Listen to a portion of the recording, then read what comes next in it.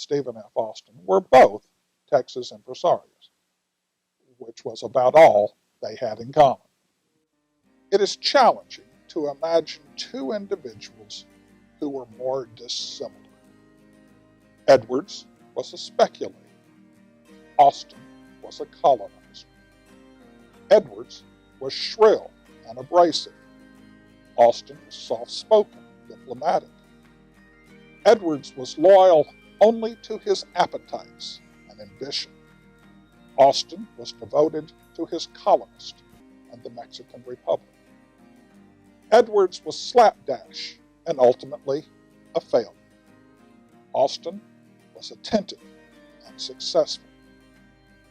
Even so, the pair were to play key roles in a bewildering episode historians recall as the Fredonian Rebellion. After Moses Austin blazed the trail, Edwards was among the Americans flocking to Mexico City seeking Texas lands. There, he first met Stephen F. Austin while both were pursuing government contracts. Their relationship was cordial. Austin even aided Edwards maneuver the maze of Mexican bureaucracy. After lobbying for 3 years, Edwards finally secured an impresario grant from the state government in Saltillo. It authorized him to settle 800 families in eastern Texas. The contract demanded that Edwards acknowledge all previous and Mexican land titles, organize a militia, and finally, that he submit his deeds to a state land commissioner for certification. Edwards agreed to all those stipulations. Situated north and east of Austin's colony, the Edwards colony occupied an expansive section that encompassed the community of Nacogdoches. It boasted a long and intricate past. Contrasting Austin's grant, the district had long embraced a polyglot mixture of Frenchmen, Spaniards, and more recently, Anglo-Americans. Already a camping ground for the Caddo tribe, Spaniards had established Nacogdoches as early as 1716. In addition to the Caddo, a band of Cherokees had recently moved into the region. Notwithstanding their ethnicity or nationality, given the region's convoluted history, few were the area's occupants who were able to provide land titles. Those who could likely concocted forgeries. Many of the original families had populated the piney woods for generations and considered Edwards a gatecrasher. His demeanor did nothing to mitigate the original inhabitants' concerns. Arriving in Nacogdoches in August 1825, Edwards asserted that only he had the power to establish the legitimacy of surviving land claims. He further required written proof of ownership, else claimants must forfeit their land and the impresario would auction it to the highest bidder.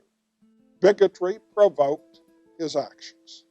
Edwards disparaged poor people or those of a different race. If he could force out the humbler settlers, he could disperse their holdings to affluent southern planters. Of course, few of the original settlers could produce any documentation. Most Tejano families worked land Spanish authorities had granted more than 70 years previously.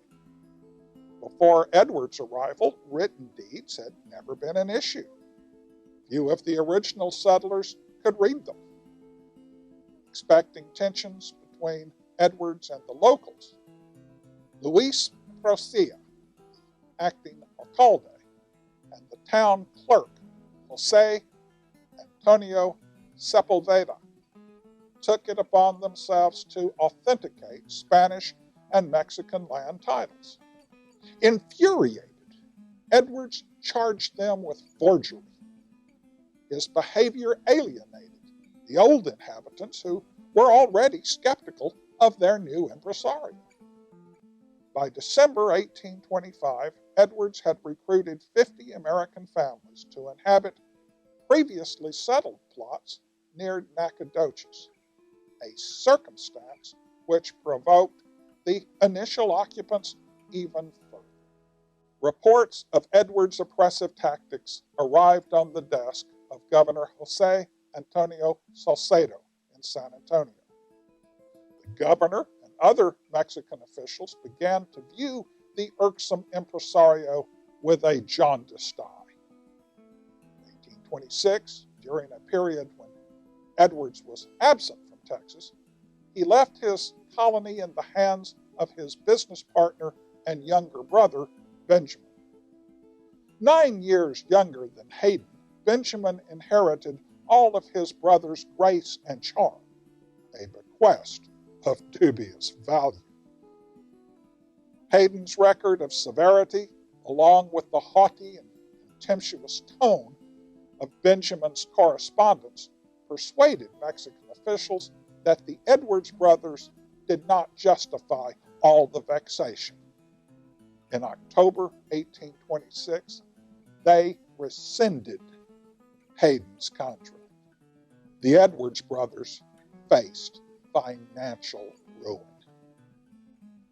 Hayden had sunk more than $50,000 of his own money into the project and now stood to lose it all.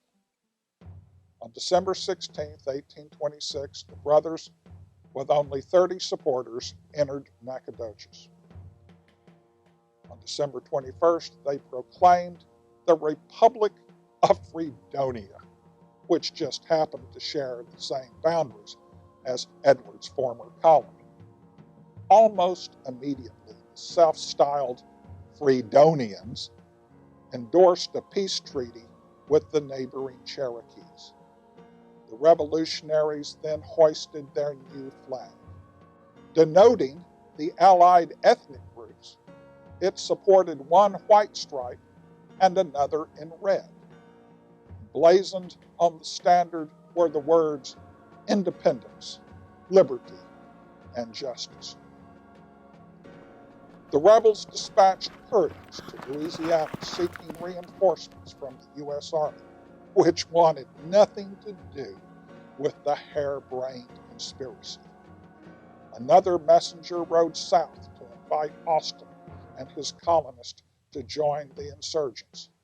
Austin, of course, declined the offer and responded with a stern warning. You are deluding yourselves, and this delusion will ruin you. Green DeWitt's colonists went so far as to adopt a resolution declaring their contempt and disgust for Edwards. His subsequent actions only bolstered Austin's belief that Hayden Edwards had lost his mind. On December 13, 1826, Colonel Mateo Ahumada and Governor Salcedo had marched with a Mexican army against the Fredonians. Then, on December 21st, Edwards declared that henceforth the Republic of Fredonia would incorporate all the land from the Sabine River to the Rio Grande. Edwards gambled that the other American impresario would back his play. He lost that bet. Instead, Austin summoned Texas militiamen to unite against those he called a small party of infatuated madmen.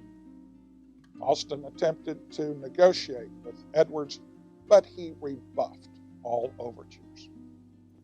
On January 22, 1827, Colonel Ahumada's force was quickly approaching Nacogdoches.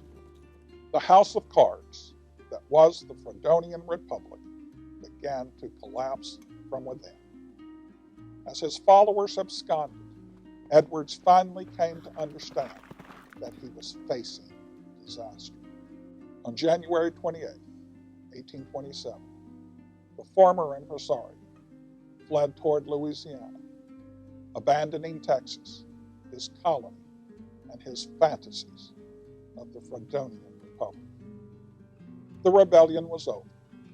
Ahumada's soldiers had not fired a single shot. Following this bizarre incident, Mexican Federalists began to question their policy of American immigration. Mexican Centralists, of course, had always opposed it. Texas was simply too remote for officials in Mexico City to discern the intention of the American colonist. They needed a patriot of proven sagacity to inspect the province and gauge conditions. General Manuel de Mier y Terán was just such a man.